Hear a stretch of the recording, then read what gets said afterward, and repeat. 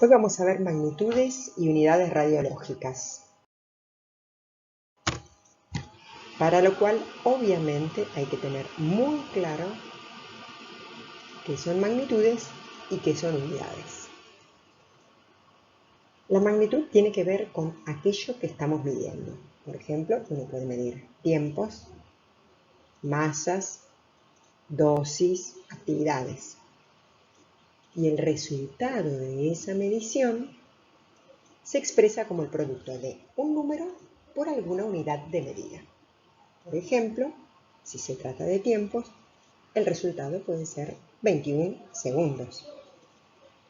Si se trata de actividades, 15 milicuríes.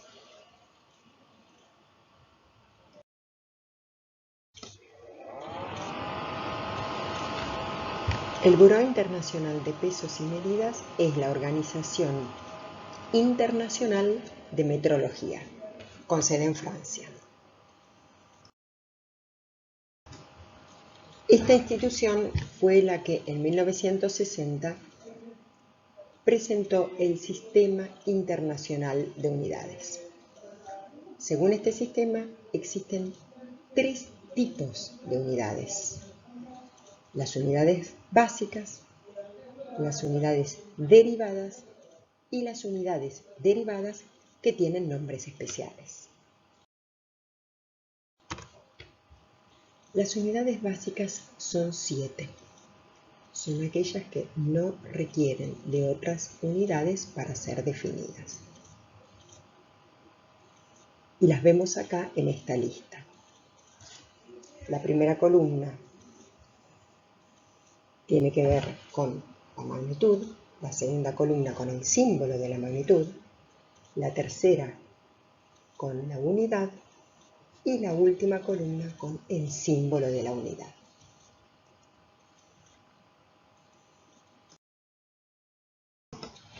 En segundo lugar, se planteaban las unidades derivadas. Se llaman derivadas justamente porque se pueden expresar, porque derivan de las 7 unidades básicas. Existen muchas unidades derivadas y en esta tabla presentamos algunas que pueden ser de utilidad, como el área, el volumen, la velocidad, la aceleración,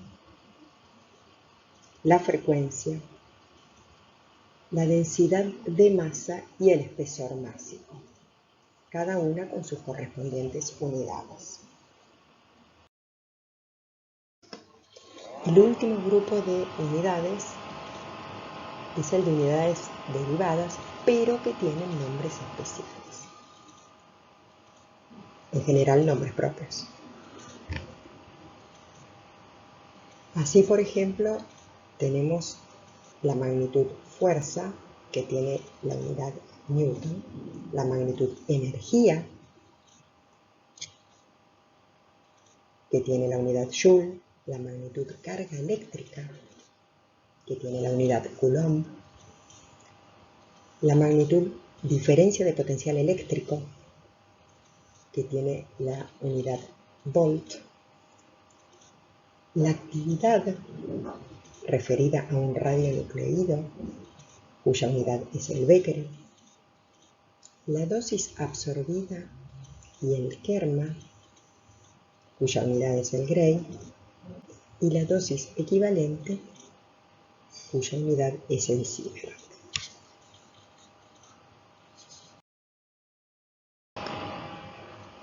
Como los símbolos de algunas magnitudes son letras del alfabeto griego, presentamos en la tabla los nombres y los símbolos de las letras del alfabeto griego en mayúscula y en minúscula.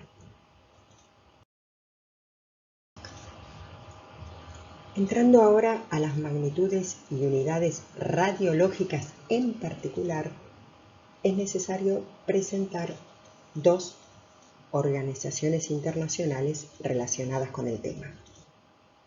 Una de ellas es la Comisión Internacional en Unidades y Medidas de Radiación, conocida como ICRU, cuyo desarrollo comenzó en 1925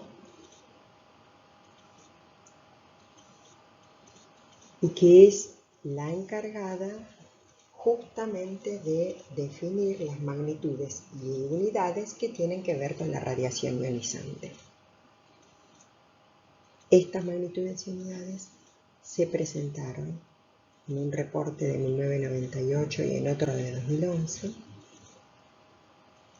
como magnitudes y unidades fundamentales para radiación ionizante.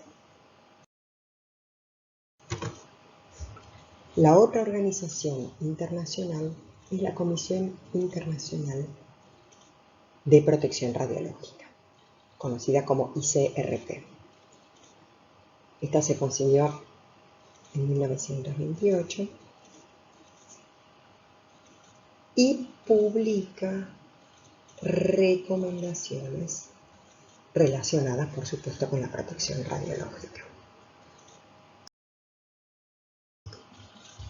Teniendo en cuenta entonces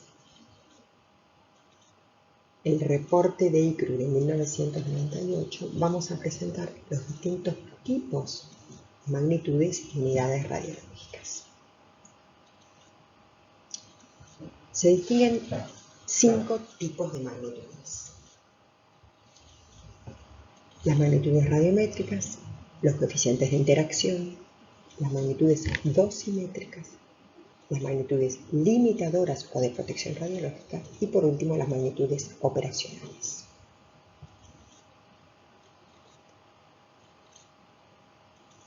Las magnitudes radiométricas son las que definen un campo de radiación.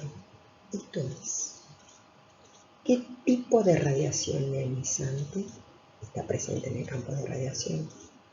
¿Cuántas de esas radiaciones de ese tipo? ¿Y qué energía tiene ese tipo de radiaciones? Además de su distribución en el espacio y en el tiempo. Así, por ejemplo, se puede distinguir la exposición externa y la exposición interna según la fuente emisora de radiaciones esté fuera o dentro del organismo. Las magnitudes radiométricas pueden expresarse en función del número de radiaciones o en función de la energía de esas radiaciones. Si es en función del número de radiaciones, nos estamos refiriendo a cuántas de esas radiaciones están presentes en este campo. También se puede medir cuál es el flujo de las radiaciones, o sea, cuántas de esas radiaciones están presentes en el campo por unidad de tiempo. También se puede medir la afluencia de esas radiaciones, esto es, cuántas de esas radiaciones inciden sobre el blanco considerado por unidad de área. Y por último, combinando las dos anteriores, se puede definir la tasa de fluencia de las radiaciones, esto es, cuántas radiaciones inciden por unidad de tiempo y por unidad de área. En forma análoga, se puede hablar de energía de las radiaciones, flujo de energía, fluencia de energía y tasa de fluencia de energía, también conocida como intensidad. Una vez caracterizado el campo de radiación mediante alguna magnitud radiométrica, habrá que evaluar cuál es la probabilidad de que esas radiaciones definidas interactúen con la materia. Y el tipo de magnitudes que evalúan esta probabilidad se llaman coeficientes de interacción. Entonces, los coeficientes de interacción evalúan la probabilidad de interacción de una radiación dada por un mecanismo de interacción dado con un material absorbente dado. Existen coeficientes de interacción que son válidos para cualquier tipo de radiación ionizante, sea esta cargada o no, como por ejemplo la magnitud sección eficaz microscópica, que tiene unidades de área, porque tiene que ver con la probabilidad de interacción de una radiación dada con un blanco dado. También existen coeficientes de interacción que son específicos para radiaciones no cargadas, como el coeficiente de atenuación lineal y el coeficiente de atenuación másico. Y también existen, por último, coeficientes de interacción válidos solo para radiaciones ionizantes cargadas, como el poder de frenado lineal y el poder de frenado másico.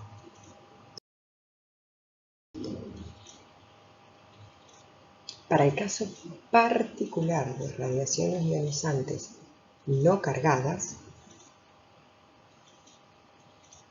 disponemos de bases de datos que informan los coeficientes de atenuación másicos para fotones, tanto los coeficientes totales como los parciales discriminados por cada tipo de interacción,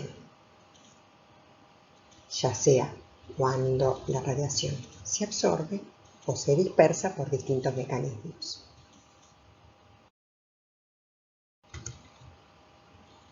Para el caso particular de coeficientes de interacción de partículas ionizantes cargadas livianas, tenemos esta otra base de datos indicada en el link que evalúa los poderes de frenado totales y sus dos componentes, el poder de frenado de colisión y el poder de frenado radiativo.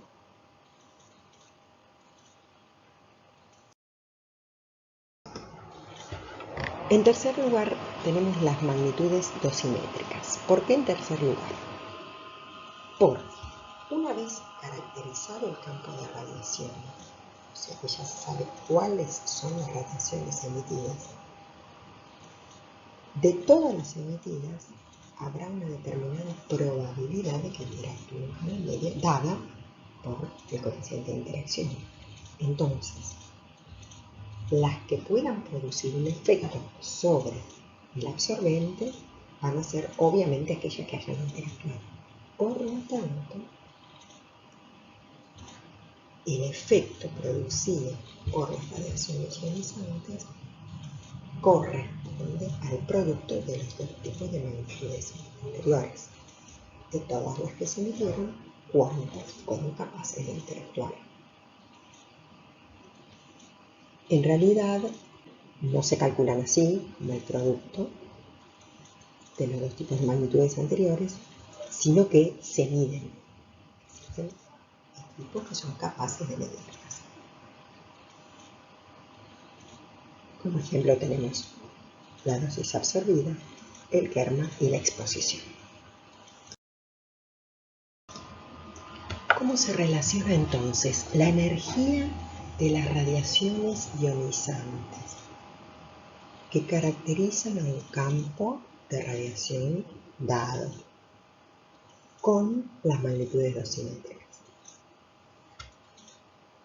La radiación ionizante emitida tendrá una determinada energía. Además, tendrá una determinada posibilidad de que interactúe o no con el medio atravesado. Si interactúa, cederá energía al medio en esa interacción. De toda la energía cedida, una parte se transfiere a partículas secundarias cargadas. Por ejemplo, si la radiación inicial era un fotón que interactuó por fotoeléctrico, la partícula secundaria cargada será un fotoelectrón. Si era un fotón que interactuó por dispersión Compton, la partícula secundaria cargada será un electrón compton. El resto de la energía constituye energía dispersada. Se trata de fotones, ya sean fotones X de reacumulación posteriores a la generación de la vacante electrónica orbital por efecto fotoeléctrico, o ya sean fotones de dispersión compton. Ahora bien, de toda esa energía transferida a partículas secundarias cargadas, que constituye la magnitud kerma, a su vez pueden distinguirse dos componentes. Parte de esa energía transferida a partículas secundarias cargadas puede ser absorbida por el medio, ya sea por ionización o excitación producida por esas partículas cargadas, y el resto puede disiparse, ya sea como fotones de frenamiento o de aniquilación, si la partícula era una mitad positiva. Esa energía absorbida, que es parte de la energía transferida, es lo que se conoce como magnitud dosimétrica, dosis absorbida. Entonces, la dosis absorbida es parte de la energía transferida a las partículas secundarias cargadas. Esta, a su vez, es parte de la energía cedida en la interacción por la radiación ionizante. Así, por ejemplo, si se caracteriza el campo de radiación diciendo que, por ejemplo, se trata de fotones de 100 keV que interactúan por efecto fotoeléctrico con plomo o con medio biológico, se puede en cada caso cuantificar la energía que es cedida en la interacción de ese fotón con cada uno de los dos medios, la energía que es transferida al medio, esto es el kerma, la energía que es dispersada, y a su vez de toda la energía transferida, cuánta es absorbida por el medio, esto es la magnitud dosis absorbida, y cuánta es disipada. ¿Cuál es la utilidad de conocer estas magnitudes? Por ejemplo, si seguimos con el fotón de 100 keV que interactúa con plomo o con medio biológico, se puede deducir que si ese fotón de 100 keV interactúa con plomo, de toda la energía que traía el fotón incidente, alrededor del 12% es transferida al medio. En cambio, si un fotón de la misma energía interactúa con medio biológico, casi toda la energía que traía el fotón incidente es transferida al medio, lo que da lugar a mayor daño biológico, por supuesto. La primera de las magnitudes dosimétricas que fue definida fue la exposición. Y se define como la carga de los iones del mismo signo que se producen en aire cuando todos los electrones producidos por los fotones en una masa dada de aire han sido detenidos en el seno del aire. Esto es, no escaparon, entregaron toda su energía en esa masa de aire. Entonces, la magnitud de exposición es válida solo para fotones como radiación ionizante y solo para aire como medio absorbente. Las unidades clásicas son los Röntgen y las unidades del sistema internacional el Coulomb por día.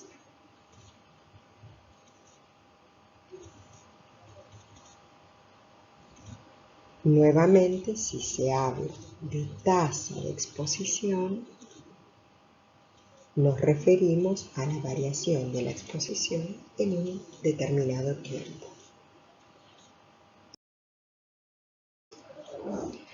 Más adelante se definió la magnitud dosimétrica dosis absorbida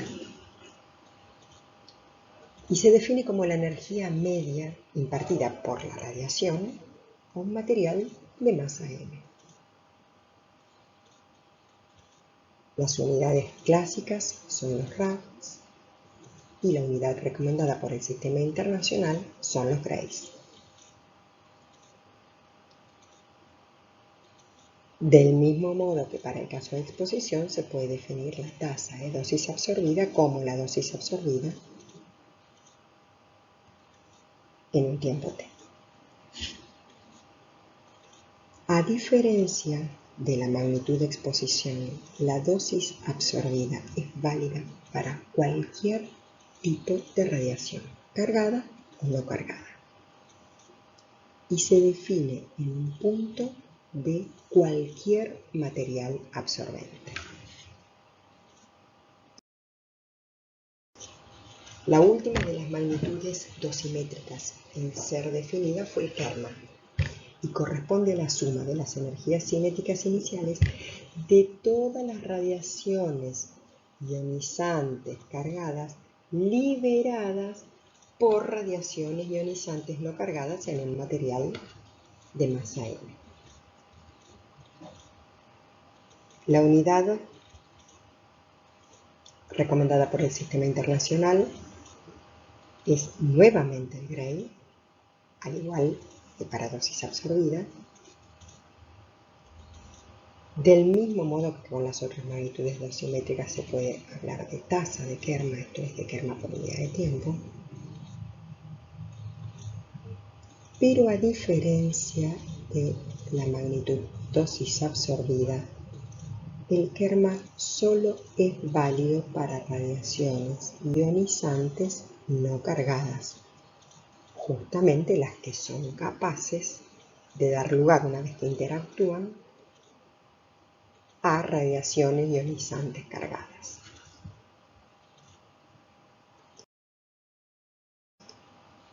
El cuarto tipo de magnitudes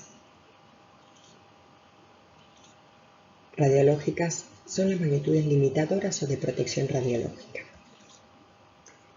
Estas no se pueden medir, a diferencia de las tres anteriores que sí podían medirse. Y evalúan el efecto de las radiaciones sobre órganos o tejidos.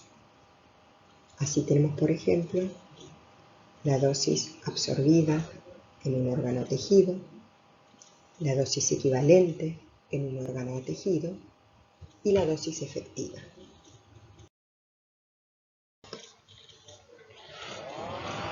Si suponemos que hay una fuente emisora de radiaciones ionizantes a la izquierda de la persona representada, se puede definir la dosis absorbida media en cada uno de los órganos, simbolizados como 1, 2, 3 y 4. La dosis en cada punto de cada órgano va a ser diferente. Por eso es que se habla de dosis media en un órgano dado. Dosis media en el órgano 1, dosis media en el órgano 2 y así. Por supuesto, la dosis absorbida en un órgano dado se define como energía absorbida por unidad de masa del órgano o tejido dado. Pero esa dosis absorbida en un órgano o tejido dado habrá de ser ponderada por dos factores de ponderación. Por un lado, por el tipo de radiación, lo que da lugar a la dosis equivalente en un órgano o tejido. Y por el otro lado, habrá de ser ponderada por el tipo de tejido, lo que va a dar lugar a la dosis efectiva. ¿Por qué hay que ponderar la dosis absorbida por un órgano o tejido dado según el tipo de radiación? Porque, dado un tejido cualquiera que recibe la misma dosis absorbida, esto es, la misma cantidad de Joule por kilo de órgano tejido, representada en el esquema con los 10 círculos rojos. En los dos casos, la dosis absorbida es idéntica en el mismo órgano, pero como se trata de tipos de radiación diferentes, por lo tanto, la distribución de esa energía absorbida es distinta en cada caso. Y eso se evalúa mediante lo que se llama transferencia lineal de energía, o LED por las iniciales en inglés. La transferencia lineal de energía es aproximadamente correspondiente al poder de frenado por colisión. Así, por ejemplo, la radiación de bajo LED, como los fotones X, los fotones gamma, la radiación beta, da lugar a una distribución más homogénea de los iones producidos en un órgano o tejido dado, mientras que la radiación de alto LED, como por ejemplo las partículas alfa, los protones o los neutrones, dan lugar a una producción heterogénea de iones. Entonces, estas diferencias en el LED van a dar lugar a diferencias en el EBR y en el WR, que vamos a pasar a definir ahora. EBR es la efectividad biológica relativa y está dada por el cociente entre la dosis dada por una radiación de referencia y la dosis dada por la radiación en estudio que produce el mismo efecto.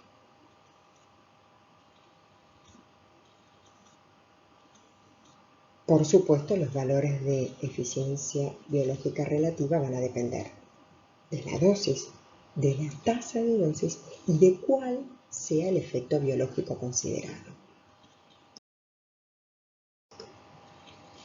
La versión que tiene que ver con la protección radiológica del EBR es el WR, esto es el factor de ponderación por efectividad de la radiación para efectos estocásticos a bajas dosis y a bajas tasas de dosis.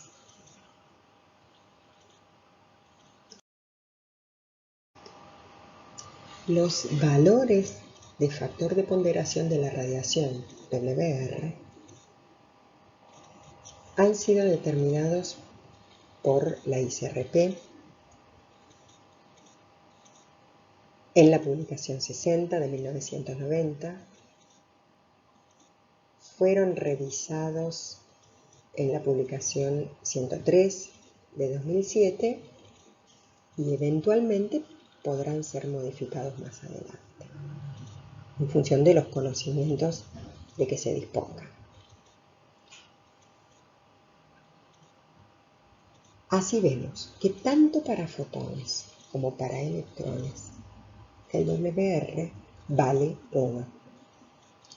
Para protones vale más que 1.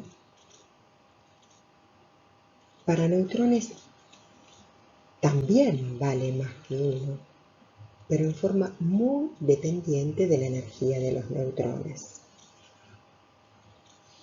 Por último, para partículas alfa y iones pesados, vale 20.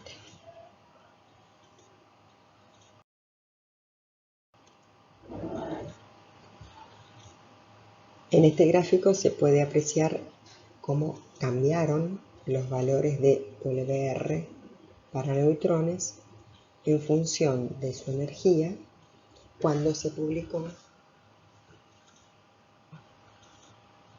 la publicación 103 del ICRP en 2007. Entonces, dada una dosis en un órgano o tejido dada, al corregirla por el factor de ponderación de la radiación, se obtiene la dosis equivalente en ese órgano o tejido.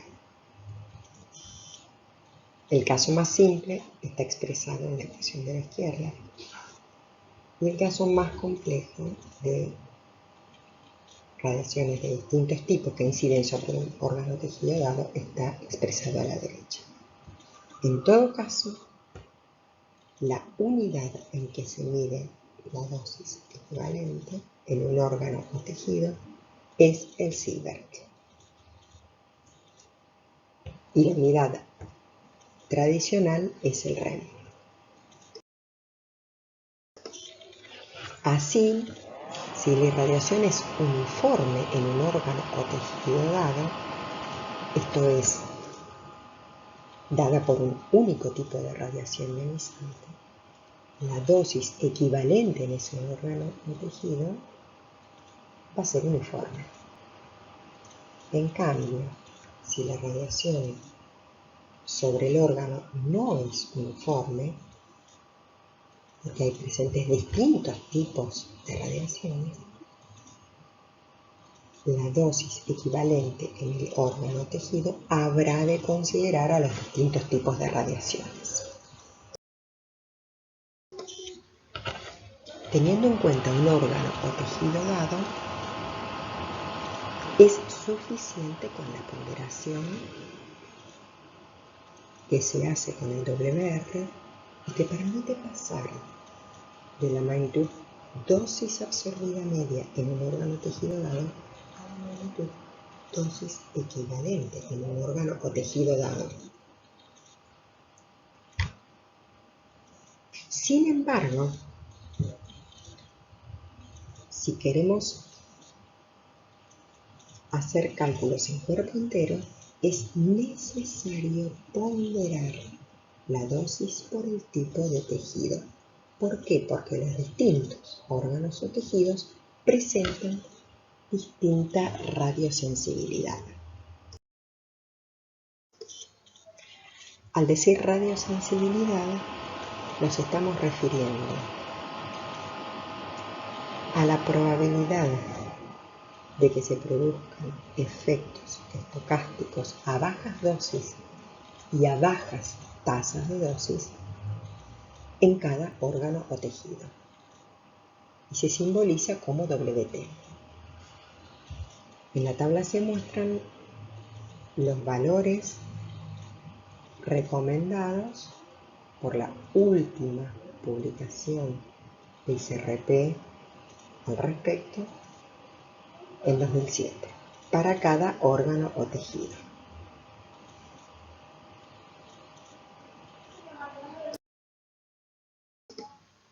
Entonces, si se tiene en cuenta cuál es la dosis equivalente en cada órgano o tejido y se corrige por el WT, esto es, por la radiosensibilidad de cada órgano o tejido para la producción de efectos estocásticos a bajas dosis y bajas tasas de dosis, se obtiene la dosis efectiva. Esto es la suma ponderada para todos los tejidos de las dosis equivalentes en cuerpo entero. Nuevamente, la unidad tradicional es el REM y la recomendada por el Sistema Internacional es el SIGART.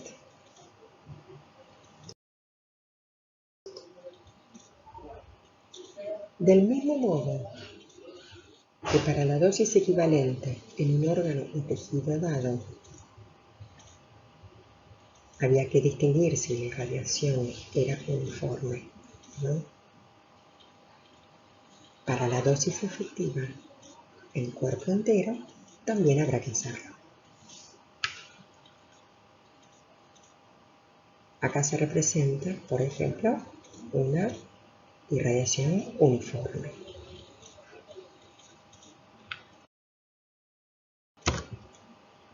Y acá se representa una irradiación no uniforme. Esto es que la dosis efectiva en cada órgano o tejido no es la misma.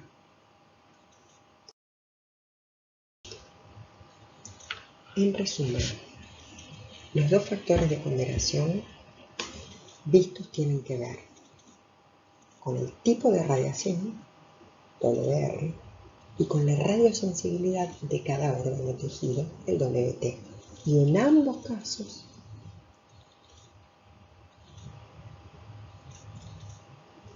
corresponden efectos estocásticos a bajas dosis y a bajas tasas de dosis.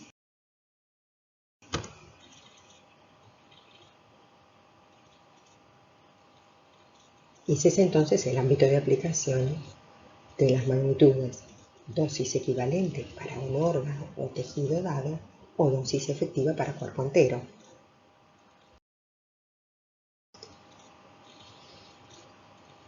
En resumen, las magnitudes de protección radiológica son la dosis en un órgano o tejido dado, la dosis equivalente en un órgano o tejido dado y la dosis efectiva en cuerpo entero.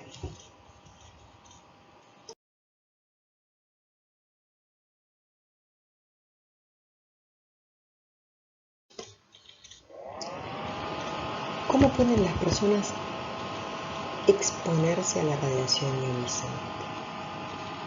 O bien por irradiación externa, o bien incorporando los radionucleidos. En el caso de irradiación externa, si alguien sabe que está cerca de una fuente radiactiva,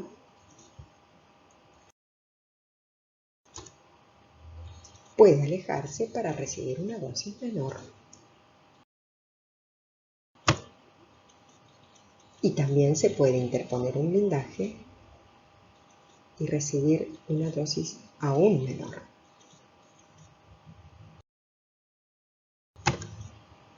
En cambio, en el caso de incorporación de radionucleidos,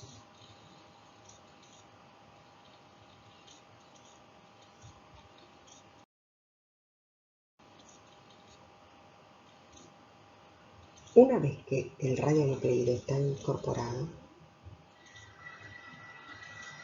no se va a recibir una dosis menor ni por alejarse, ni interponiendo blindajes, porque el radionucleido justamente ya está incorporado, ya está dentro del cuerpo.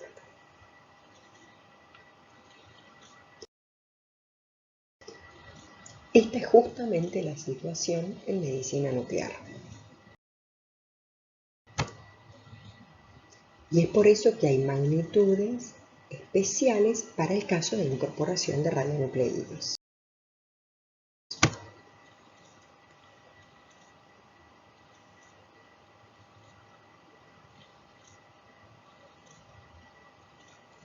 Se define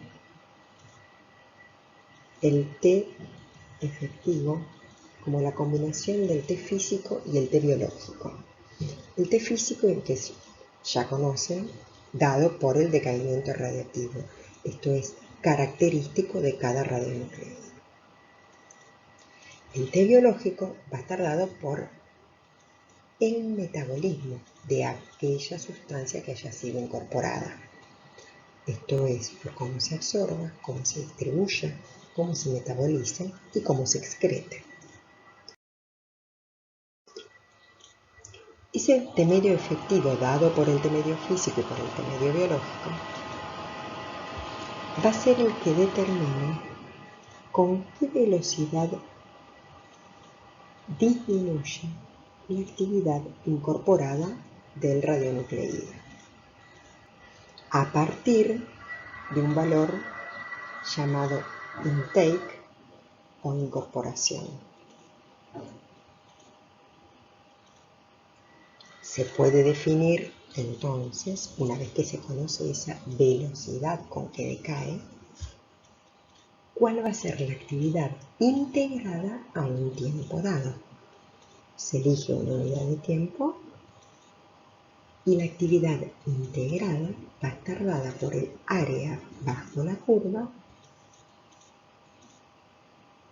de la variación de actividad en función del tiempo. Se presentan dos casos. El de la derecha es el de algún nucleído, radionucleído incorporado, que presente un T medio efectivo muy largo con respecto al tiempo que estamos midiendo. Y el de la izquierda es el ejemplo de un radionucleído que presente un T medio efectivo comparable al tiempo en estudio. Esto es, lo vemos decaer.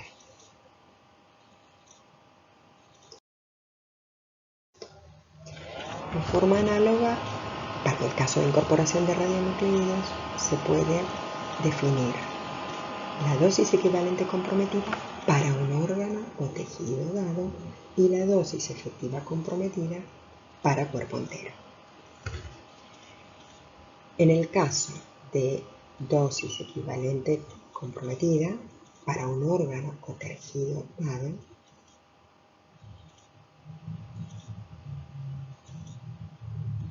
se obtiene la integral en el tiempo, esto es el área bajo la curva, de la tasa de dosis equivalente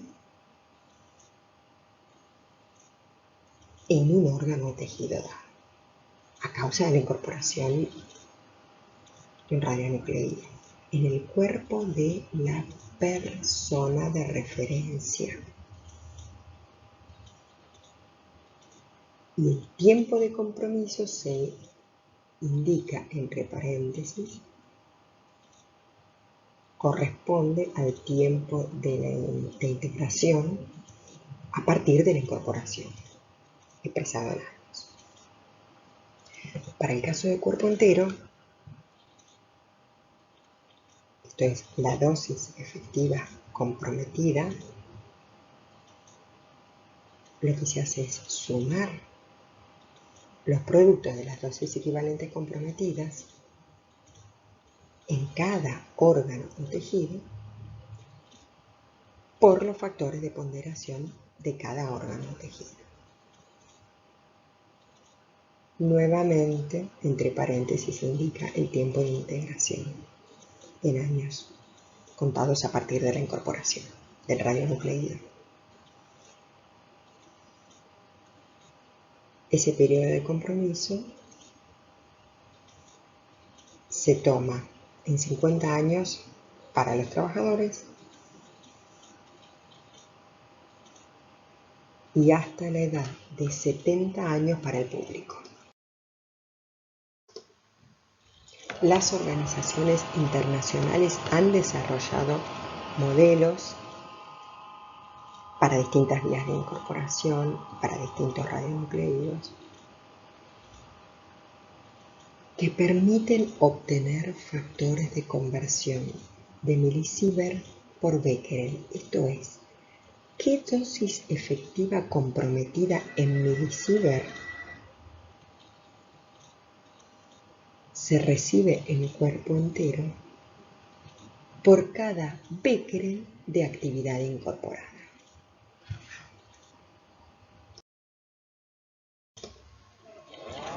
Cuando es el caso de muchas personas que reciben una determinada dosis efectiva en cuerpo entero, se define la dosis efectiva colectiva, que tiene en cuenta la dosis efectiva que recibe cada individuo y cuántos individuos recibieron esa dosis efectiva.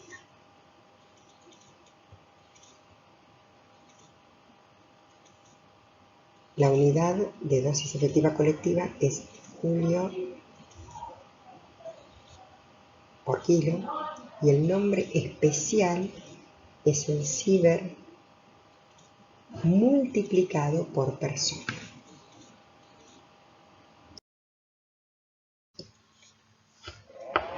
La última de las categorías de magnitudes que vamos a ver son las magnitudes operacionales.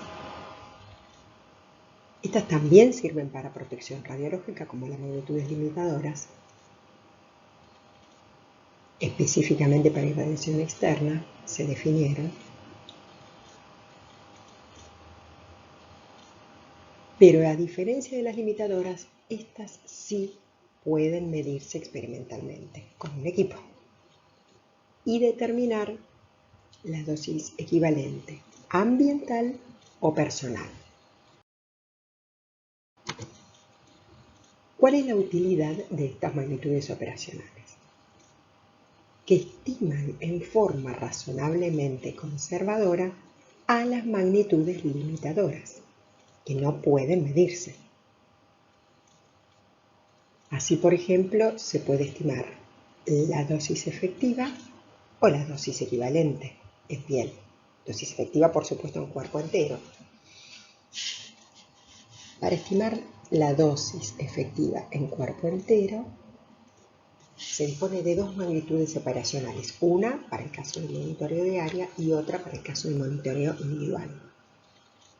En el caso del monitoreo de área se define la magnitud operacional dosis equivalente ambiental H*10 y para un monitoreo individual la correspondiente dosis equivalente personal HP10.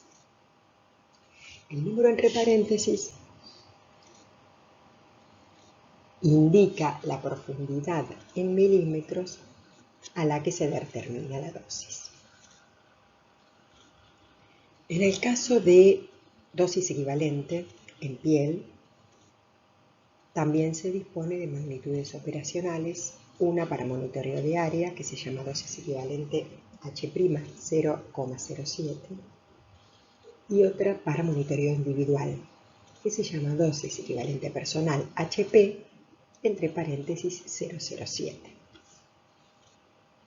Estas dos últimas, por supuesto, se definen a 0,07 milímetros de profundidad o 70 micrones, que es lo mismo. Bueno, ejemplo de equipo que van a ver todos los días en el servicio de medicina nuclear, que mide dosis equivalente ambiental H*10 es el detector, el monitor Geiger-Müller, y permite estimar en forma razonablemente conservadora a la dosis efectiva en cuerpo entero. Para el caso de monitoreo individual,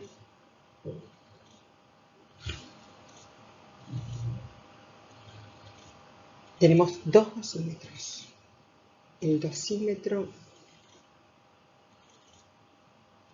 que determina dosis equivalente personal HP10, el que se ve ahí en la foto colgado del bolsillo guardapolvo, que puede tener distintos fundamentos, estar basado en un film fotográfico, DVD u otros.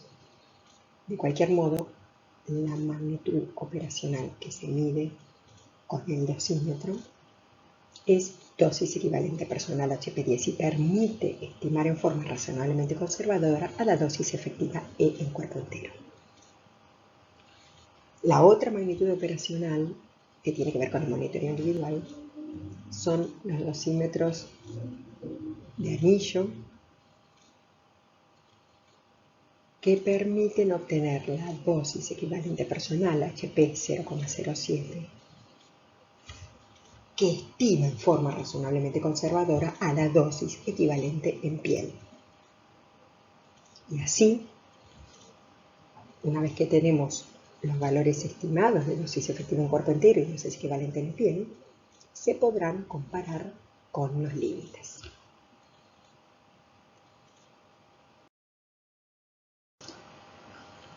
¿Cómo se llega entonces a las magnitudes operacionales en irradiación externa? Habíamos dicho que se podían medir, y esto es así: se mide la irradiación, distintas magnitudes según cuál sea el tipo de radiación. Por ejemplo, si se trata de neutrones se mide la afluencia, si se trata de fotones se mide el Kerman-Aire, si se trata de electrones se mide la dosis absorbida, pero cualquiera de los tres se pueden medir experimentalmente con un equipo. Ese valor obtenido habrá que relacionarlo con el correspondiente coeficiente de conversión a dosis equivalente ambiental o personal, lo que corresponda, que esos son los muy complicados de obtener, y los publicó ICRU en 1998 e ICRP en 1997.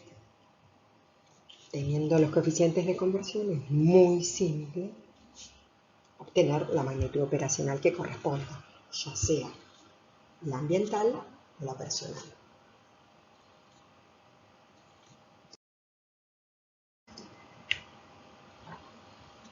Como ejemplo de cualquiera de las magnitudes operacionales, tenemos acá la dosis equivalente ambiental para fotones, que es la magnitud operacional, que estima en forma razonablemente conservadora a la magnitud limitadora dosis efectiva de cuerpo entero.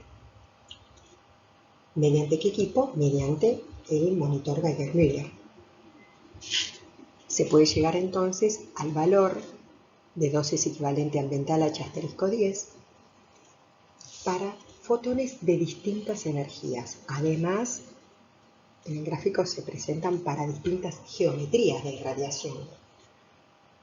Miremos en principio la más usual, que es la anteroposterior, la que está representada en medio. Entonces, lo importante en este gráfico es ver que la relación entre la magnitud estimada, que es la dosis efectiva en cuerpo entero, limitadora, no se puede medir, respecto de la magnitud operacional H*10, que sí se puede determinar experimentalmente, ese cociente es menor que 1. Quiere decir que cualquiera sea la energía de los fotones, va a estar estimada la magnitud limitadora en forma conservadora, porque me está dando de más, no de menos, el valor determinado experimentalmente.